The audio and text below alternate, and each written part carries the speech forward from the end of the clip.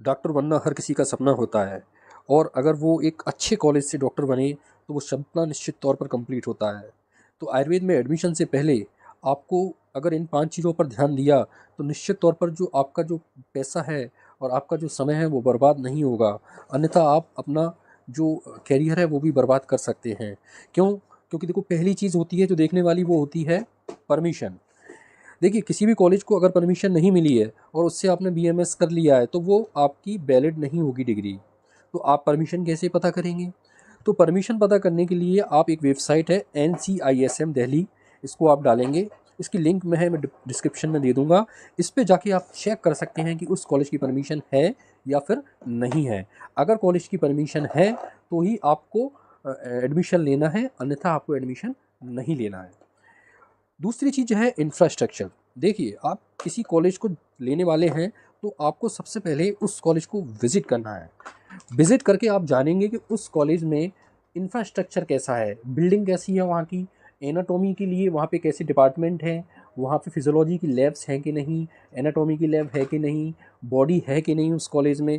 क्योंकि आखिर आप इन्हीं चीज़ों से तो सीखने वाले हैं। अगर इंफ्रास्ट्रक्चर ही नहीं होगा तो फिर आप एक अच्छे डॉक्टर नहीं बन पाएंगे।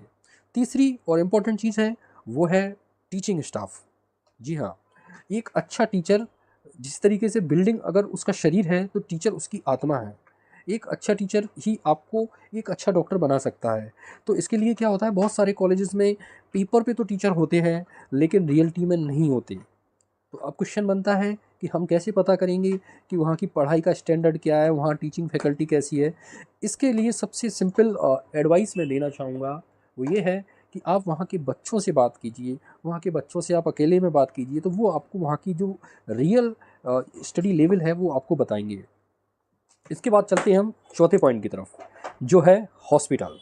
देखिए, डॉक्टर का और हॉस्पिटल का नाता होता है कि डॉक्टर को एक पेशेंट को देखना होता है और पेशेंट आपको तभी मिलेंगे जब हॉस्पिटल एक रनिंग कंडीशन में होगा।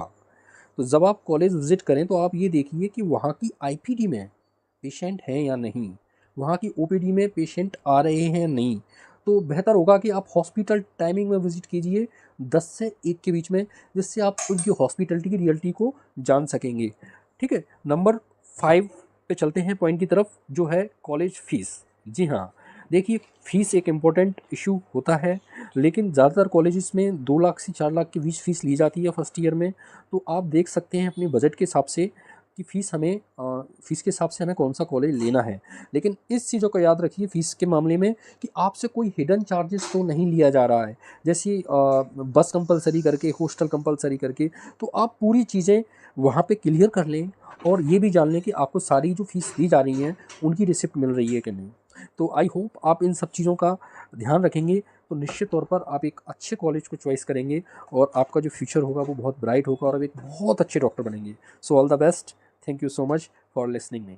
तो आप इसी तरीके से नॉलेज चाहते हैं तो इस चैनल को सब्सक्राइब कीजिए। Thank you.